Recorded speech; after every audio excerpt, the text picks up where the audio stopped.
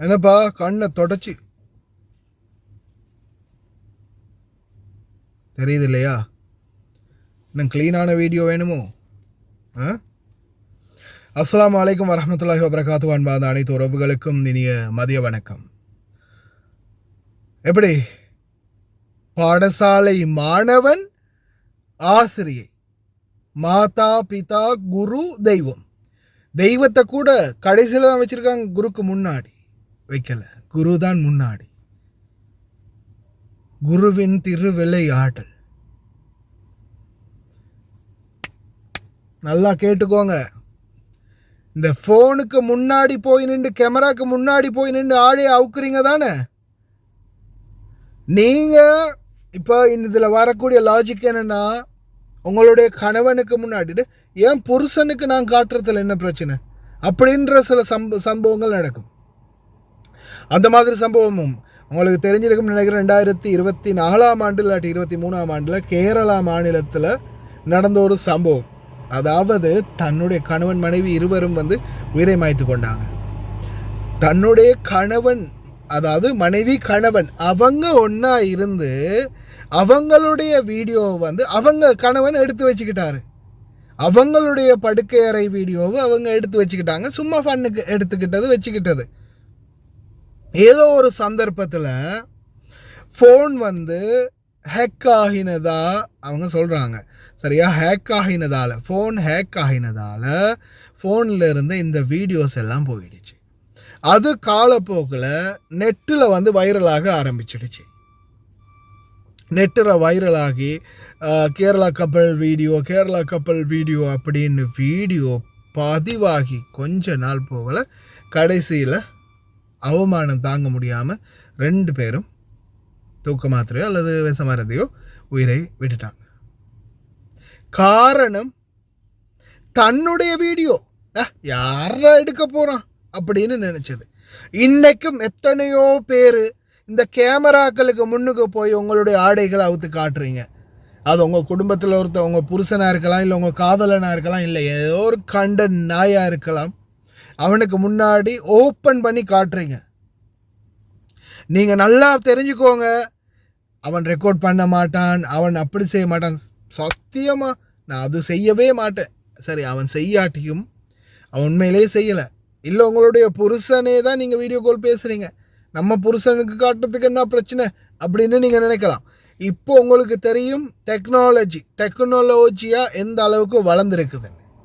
இந்த டெக்னாலஜி எங்கே போயிருக்குதுன்னா, இன்றைக்கி உங்களுடைய ஃபோன் கேமராவை இன்னொருத்தன் உட்காந்து பார்த்துக்கிட்டு இருக்கிறான், என்ன நடக்குது உங்கள் ஃபோன்லேண்டு. நீங்கள் ஃபோனை இப்போ இந்த ஃபோன் ஒன்னில் இருக்கு இல்லையா, இதை நீங்கள் இப்படி சுவிட்ச் ஆஃப் பண்ணி இப்படி ஆஃப் பண்ணிவிட்டு வைக்கிறீங்க. டிஸ்பிளே ஆனில் இல்லை, ஆனால் ஃபோன் இந்த மாதிரி வியூ பாயிண்டில் இருக்குதுன்னா, அந்த கேமரா அந்த சைட்லேயே இந்த சைட்லேயே பார்க்கக்கூடிய மாதிரி இருக்குதுன்னா, இந்த ஃபோன் வழியாக உங்களுடைய டிஸ்பிளே எப்படி ஆஃபில் இருந்தாலும் பார்க்க முடியும். பார்க்குறாங்க. ஹேக்கர் மாதிரி நிறைய பேர் உருவாக்கிட்டாங்க. தயவு செய்து புரிஞ்சுக்கோங்க. உங்களுக்கு உங்களுடைய வாழ்க்கையை நீங்கள் பாதுகாக்கணும்னா, அதே மாதிரி உங்களுக்கு நல்லாவே தெரியும், அந்த எத்தனையோ படங்கள், எத்தனையோ விடயங்கள், எத்தனையோ இடங்களில் கூட குறிப்பிட்டிருப்பாங்க, ரோட்டில் போகிற ஒரு தெரு நாய் கடித்தா ஒருபோதும் அந்த அந்த கடிப்பட்டவங்களுக்கு யாருமே பிழை சொல்ல போகிறது இல்லை.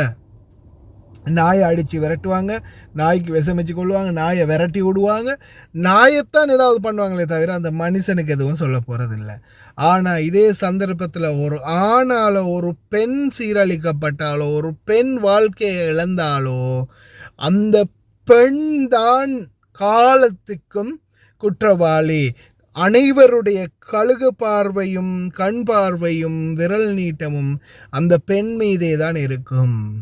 அந்த ஆண் ஏதோ ஒரு வீர சாம்ராஜ்யத்தை உருவாக்கின மாதிரியும் சாதனை பண்ணிய மாதிரியும் அவனை கண்டுக்கவே மாட்டாங்க. அந்த பெண்ணைத்தான் எல்லா இடத்துலையுமே மட்டம் தட்டுவாங்க, குத்தி காட்டுவாங்க. நான் ஆரம்பத்திலே சொன்ன மாதிரி ஒரு தடவை நான் சொன்னேன் இல்லையா, 1000 நாய்களோட, தெருவில் போகிற 1000 நாய்களோட ஒரு பெண் ஒரு அறைக்குள்ளே இருந்து வெளியே வந்தாலும் தப்பாக பேசாது இந்த உலகம். ஒரு ஆணோட ஒரு பெண் ஒரு அறையிலிருந்து வெளியே வந்தால் அதை தப்பாக பேசுகிறதுக்கு பல ஆயிரம் வாய்கள் காத்திருக்கும். அது நாம் சாதாரண எக்ஸ்பிரிமெண்ட் மாதிரி பண்ணலாம். எப்படி தெரியுமா, சும்மா ஒரு பெண்ணையும் ஒரு ஆணையும் உள்ளுக்குள்ளே ஃபுல்லாகவே ரூமுக்குள்ளேலாம் கேமரா வச்சு இவங்க 2 பேரும் சும்மா உட்காந்துருக்குறாங்க. அவங்க அந்த பக்கம் திரும்பிடுறாங்க, இவங்க இந்த பக்கம் திரும்பிடுறாங்க. 2 பேரும் ஆளுக்கு ஒரு பக்கம் திருப்பி சும்மா உட்கார வச்சுட்டு ஒரு அரை அவர் கழித்து நல்லா சமூக புழக்கம் இருக்கக்கூடிய டைமில் இவங்க வந்து மூஞ்சி கழுவி தொடச்சிட்டு ஏதாவது கட்சிப்பால் மூஞ்சி தொடச்சிட்டு இவங்களும் வெளியே வரணும். அந்த ஆணும் வெளியே வரும்போது சும்மா இப்படி ட்ரெஸ்ஸை அட்ஜஸ்ட் பண்ணிட்டு இப்படி வெளியே வந்தால் போதும். ஆனால் உள்ளுக்கு நடந்தது என்னன்றது தெரிஞ்சிருக்கும். நம்ம இந்த கேமராவில் பார்த்துருப்போம், இல்லாது நம்ம நேரடியாக உள்ளுக்குள்ளேயே நிறைய பேர் 10 பேர் இருந்திருக்கலாம். ஆனால் அந்த வெளியில் அந்த 2 பேர் இந்த ரியாக்ஷனோட வெளியே வரும்போது பார்க்கக்கூடியவங்க முடிஞ்சிருச்சு போல், இந்தா பாரு ஐட்டம், இந்தா பாரு அது இது. எப்படியுமே அந்த பெண்ணுக்கு பின்னால் தான் யாரும் 10 பேர் ஃபாலோ பண்ணுவாங்களே தவிர அந்த ஆணுக்கு பின்னால் யாரும் ஃபாலோ பண்ண போகிறதில்ல. இதுதான் பெண்களுடைய தற்போதைய நிலைமை. கையெடுத்து கும்பிட்டு வேண்டாலும் கேட்டுக்கிறேன், தயவு செய்து எக்காரணத்தை கொண்டும் உங்களுடைய நிர்வாணத்தை எவனுடைய பார்வைக்கும் உங்களுடைய கணவனுடைய பார்வைக்கும் சரி, சோஷியல் மீடியாவிலையும் சரி, இந்த டிக்டாக், ஃபேஸ்புக், வாட்ஸ்அப், ட்விட்டர், எந்த ஒரு மீடியாக்களையும் சரி, கால்லையோ மெசஞ்சர்லேயோ ஆடியோ காலோ வீடியோ காலோ ஃபோட்டோ அனுப்புகிறதோ உங்களுடைய காதலனா கல்யாணம் முடித்து அதுக்கு பிறகு நேர்லேயே நீ பார்த்துக்கோ, கணவனா உனக்கு பக்கத்தில் வந்த பிறகு பார்த்துக்கோ. ஏன்னா இது நான் குறிப்பாக சொல்கிறது வெளிநாடு வாழ் தொழிலாளர்கள். ஏன்னா இன்றைக்கும் நிறைய பேர் சம்பவம்னா 1-2 இல்லைங்க, ஏராளமான சம்பவம். என்கிட்ட கிட்டத்தட்ட நான் இந்த வாட்ஸ்அப் சேட்டில் வந்து எத்தனை இருக்குன்னு பார்த்தா கிட்டத்தட்ட இப்போதைக்கு வரைக்கும் என்னுடைய வாட்ஸ்அப் சேட் வந்து கிட்டத்தட்ட 25,000 வாட்ஸ்அப் சேட் இருக்குது. சரியா, ஒட்டு மொத்தமாக 25,000 வாட்ஸ்அப் சேட்டு இருந்துச்சு. இப்போதைக்கு எத்தனை இருக்குன்னு தெரியல, நான் நிறைய வாட்ஸ்அப் சேட்டை வந்து அழிச்சிட்டேன். இப்போ 15,000 சொச்சம் இருந்துச்சு.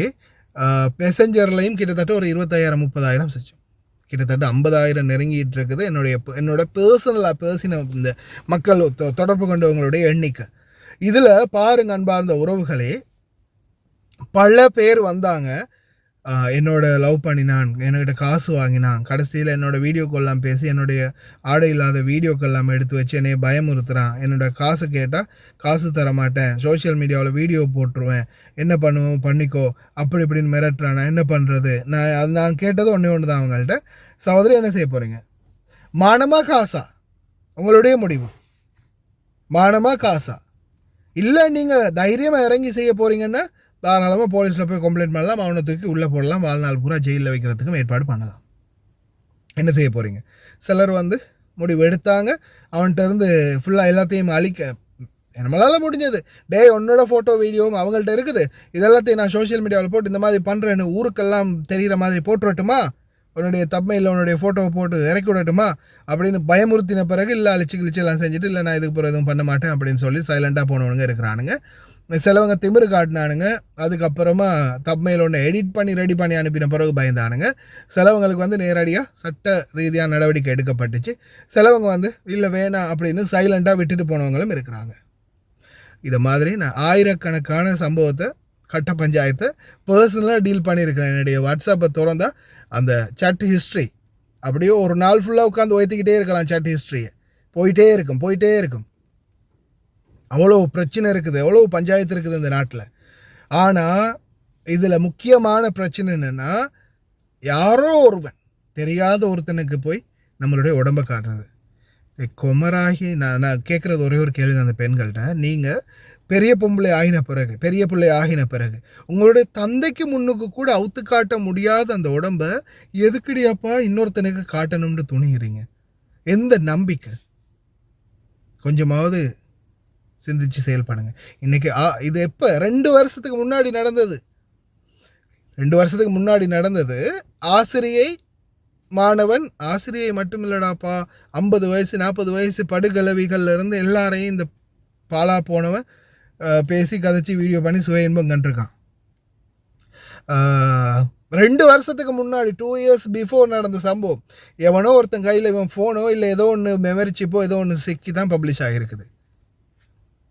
வெரி டேஞ்சர் இந்த ஸ்டோரேஜ் பண்ணி வைக்கிறது இந்த மாதிரியான விடயங்களை. அதனால் சிந்திச்சு செயல்படுங்க, அவ்வளோதான் சொல்ல முடியும். அவுத்து போட்டு ஆட போகிறீங்கன்னா தாராளமாக.